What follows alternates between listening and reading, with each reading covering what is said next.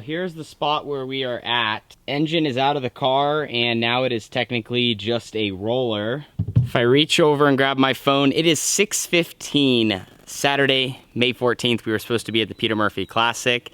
You guys saw why we are not down there for night number 2. A crash on Friday ended our weekend early, and we decided to head back home to Southern Oregon so we could get started on just like trying to repair, regroup, and get ready for the rest of the races we have this month, because May and June are actually very busy for us, and we figured it would be worse to try to stay down there and try to just regroup for one more night. Even though we were already down there and we were a long ways from home, I made the decision. I just wasn't 100% in it. I'm like, you know what? We need to get home and we need to just focus on our next races coming up. And also Carly's going to be behind the wheel again soon. So welcome back to today's video. This is going to be a repair vlog or a teardown vlog of the 18T. Everyone saw it. There is a look on the right front of our frame. Broke off there, and you know, maybe anything else we find as we continue to tear this car down. I'm not sure if it was the right move, but I wanted to get the engine out, and now I'm actually going to go through and wash before I tear it down, so I'm not, you know, working on a dirty race car. We weren't many laps into the night, so the engine was actually pretty clean minus some dust, so I was just going to blow it off and kind of, you know, put it aside and then focus on the car. Not exactly what I would have envisioned for my dream Saturday, but it is it's what happens, and it's part of the sport that we do and the sport that we love. So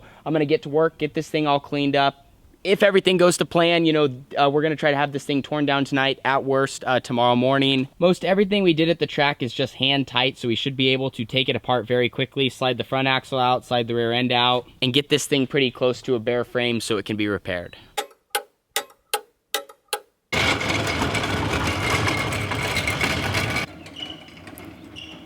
So the race car is back in the shop and somewhat clean. I got my table here and it says 18T. I'm gonna start putting some parts off the car on it. And then directly behind I have my mule, which is normally a mess because I never put tools away. If you've been around long enough, you know that's a normal trait for myself. I usually start stacking tools as I work. But yeah, not really much more to explain. Got the car in, and now it's time to start taking all the components off. Some are gonna go through the solvent tank and try to get some of that grease and grit off. And the rest I'm just gonna start organizing, as well as inspecting every single inch of this car to make sure we don't miss something, as when we go to put it back together, we want it to be like brand new, clean, shiny, and neat, and you know, all done right.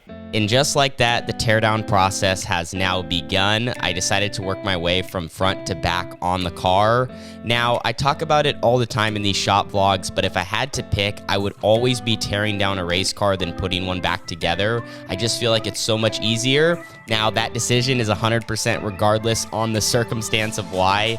But yeah, so anyway, we're tearing down the car right now. You can see I'm trying to get the rear end as bare as possible. Had to slide the gears out as well before I got that rear end out of the car, and then now I wanted to share with you guys what was next. So the next step is to slide the rear end out of the car. It's all disconnected from the arms, bird cages are off, radius rods are off. But the most difficult challenge may be next. There is a snap ring here, kind of where my finger's at, that holds the drive line into the rear end. I got my snap ring pliers out for it specifically. This sometimes can take a long time, or it can go very, very smoothly. There's literally no in between. So we're gonna give it a go, and hopefully we'll have the rear end out in just a couple of seconds.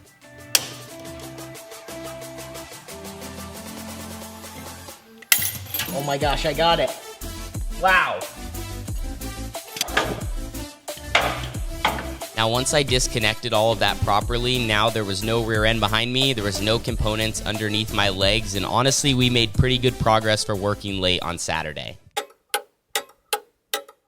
So back up bright and early Sunday morning to finish the job. A couple of last minute things to pull off the car. Luckily, we were able to leave the steering box and some of the stuff in the cockpit in because they weren't going to be working in that area. But once we pulled it all apart, it was time to load it in the back of my dad's truck. I'm going to hop up there and then I'll help Dad. 2, 1.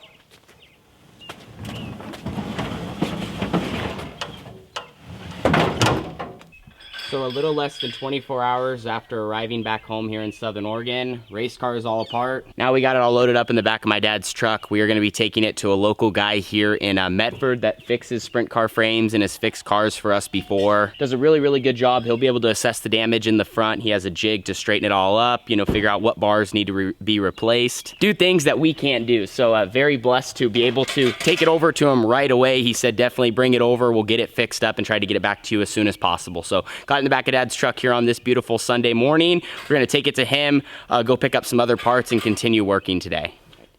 So fast forward, it is now currently Tuesday. Wanted to give you guys a quick update on that car we dropped off on Sunday. So it sounds like it's gonna be a fairly easy fix, shouldn't take too long, and we're probably gonna have that car back at the end of this week or at the latest, the beginning of next. And also another fact of the situation, that car was a KPC, and I've probably taken 4, 5, 6 wrecks in my sprint car career now, and that was the first time I've ever actually like broke a bar, snapped and actually broke the frame. Now don't get me wrong, I've bent them up a little bit before, but never actually had it like break in a certain spot. So I feel like that's a huge testament to KPC chassis and how well they are built. And they are built to, you know, keep drivers safe and withstand, you know, very tough hits to where you can hopefully kind of continue through your weekend or get them fixed to get back on track soon. Now I figured to kind of wrap up this video, I wanted to show you some of the components on my car that really took most of the damage along with the frame. So today in the shop, I'm gonna go through this parts box that we just kind of threw in the back of the trailer as we were tearing it apart at the track.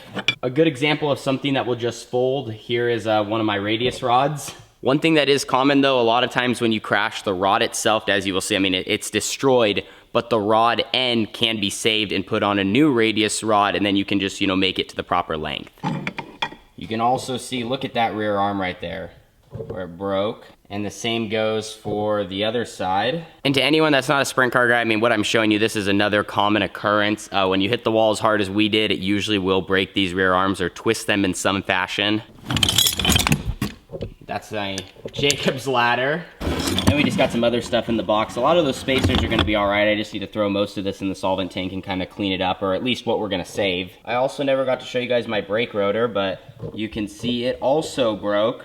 And something else that's gonna be a pain is right here in our rear end, we have our studs. You can see 3 of them sticking out, while 2 of them snapped and are in the rear end. So we're gonna have to figure out how to get those out. So yeah, hopefully this shows a couple of things. One, wrecking absolutely sucks. Like, it is the worst possible thing in the sport of racing because there's just so much to be fixed. But also, even though we got the car out of the shop and that is being fixed, there's still other things to do, because when you kind of have that madhouse at the track of like tearing things apart and trying to salvage some of it, like for example, I got the front axle that was in my car right here that I need to take apart, and some of the components on that are still good, some of them are bad. I kind of have to decipher which is which. One last update though before we do end this video, as of right now we are going to be competing at the Cottage Grove Speedway this weekend for their 360 sprint car opener. As long as everything goes to plan, we'll still be back on track, and I should have another video later this week where I'll kind of talk about all that, the situation, what we're gonna do, and I'll also know a little bit more when I know we're gonna get that car back that is being repaired right now. But anyway, thank you guys so much for your support. I read all the comments on the last video. All of that means a ton. I know a lot of you guys say I'm hard on myself, and you just gotta understand, like, as a racer I am, and I just like, I wanna be better. I wanna be the best I can be. I wanna compete with these guys, and it just takes so much in this sport, and you got to ride the waves of the highs and lows and the roller coaster, and going upside down and then going up and then down, and you know how it goes. But just appreciate it. You know, I love that you guys are riding along with me, and you guys feel the ups and the downs too, and just can't wait for that moment and our moment to come, because it is going to come if we keep working as hard as we are. So thanks to my dad, thanks to Carly, thanks to the rest of the fam. We are all got our heads down this week. We're working at 110%, and we're ready to redeem ourselves this Saturday on track. See you guys all in the next one, and stay tuned for more shop vlogs with us. Deuces.